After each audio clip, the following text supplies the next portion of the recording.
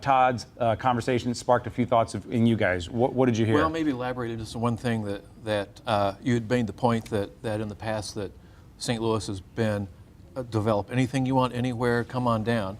And Todd said that well, yeah, we're no longer a cheap date. Well, really, we are a cheap date. That almost by any measure, St. Louis is still a very affordable city, and it is encouraging to see that not just anything can be built anywhere at any time, and IKEA is part of that.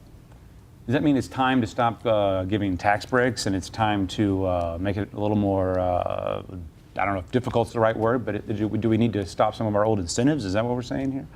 Well, there's maybe an experiment in that underway now that, as we've talked about, the Central Corridor is such a growth area in the area, in the city that routinely, tax abatement, which is kind of the starter kit of public incentive, has been awarded for almost any project.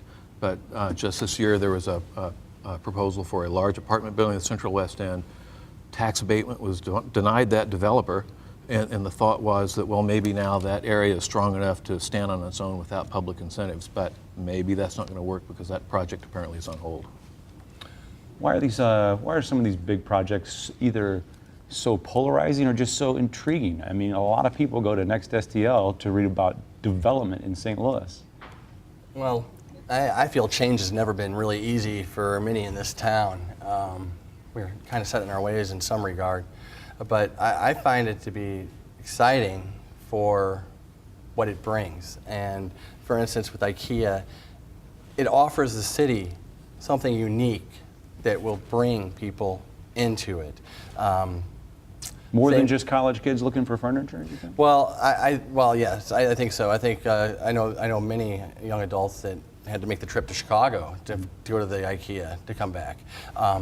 Additionally, I think that the money we're spending on the Arch, it's a jewel in our crown. It really is. But I also think that sometimes I think nearly 8,000 Arch grants could have been awarded with that money, and I kind of think, wow, what if that had happened, or what if that would happen one day, and the impact it would have on St. Louis.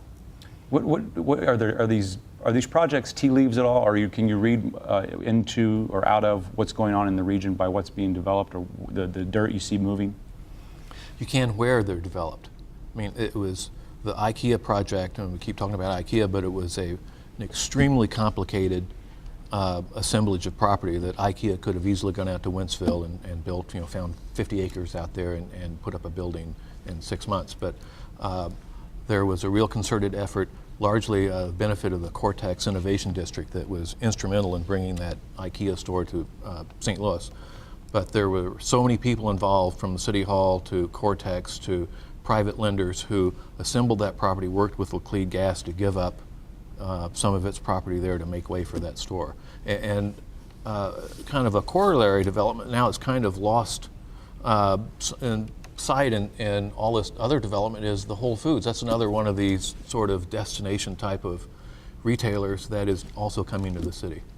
And other people look at these developments. Is this true to say, okay, if you have a Whole Foods, that's empirical data that can tell us about your neighborhood and how we might lend money in that neighborhood? Is that exactly? And it's like Todd was talking about buzz. And if I can make one more point about what Todd had been talking about, that of St. Louis and its growth now, that it might not be helpful to try to compare St. Louis to, say, Chicago or Miami or Boston or or San Diego or even Minneapolis or Austin.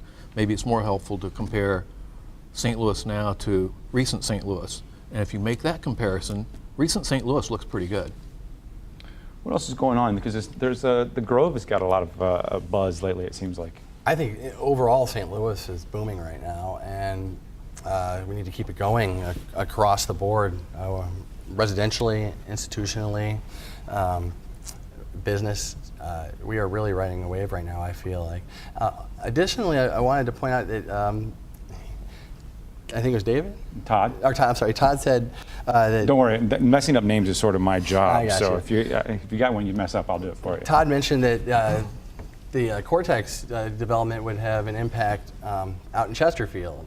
There's actually quite a big development going on out there right now on its own with Monsanto. Yeah, you've written some about that. Yeah. Tell us about that and what's going on there. Well, in April, I believe, of last year, they announced a $400 million expansion at their 210-acre campus in Chesterfield. It's expected to, I think, create 700 jobs by the time, I say first phase, because I have reported that they are planning a second phase right now in excess of 600 million. I've heard between 600 and 700 million dollars, which would put the project expansion over $1 billion, and to be completed, I believe, by 2020, which is a huge expansion. And this is too early to. This is just all speculation, of course, right now. But I've heard there's even talk of consolidating in Chesterfield as their corporate headquarters and abandoning the Creve Coeur campus at some point. Interesting speculation. Is there an overall plan in all of this? We're talking about Chesterfield. I mentioned the Grove, the Central Corridor. We're going to hear from some folks from the Metro East later. Is there an overall plan in our region? Is there? Let's hope not. Yeah.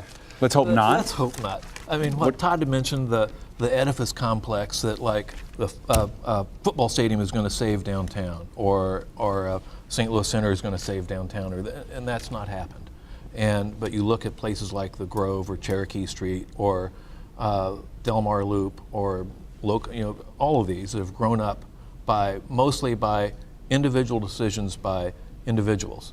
And you can see the evolution of a lot of these areas. Let's say take the Grove, for example, that is not that many years ago, it was just a strip of bars along a stretch of kind of sketchy Manchester.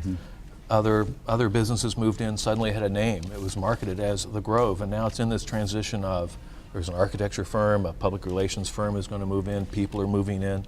That, to me, is how you build neighborhoods and build cities. The cohesiveness will come with the infill, the people and the businesses that start to come in and join together. But that's not to say institutions aren't essential.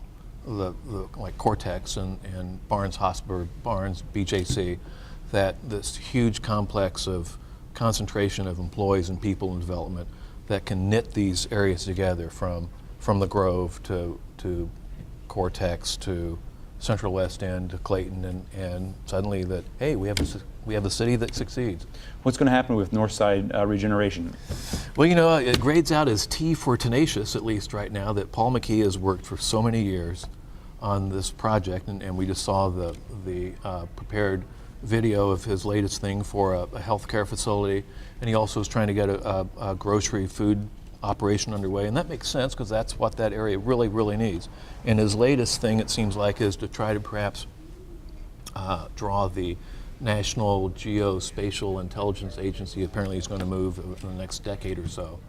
And he's talked about, well, maybe it could go there, or he'd probably be just as happy if it went to his North Park development in North County. Oh, and he expects, what, 50,000 jobs to be created through this thing? I don't know. I mean, it's 3,000 they're right now, on Arsenal Street, and I think more than 5,000 at least at some point.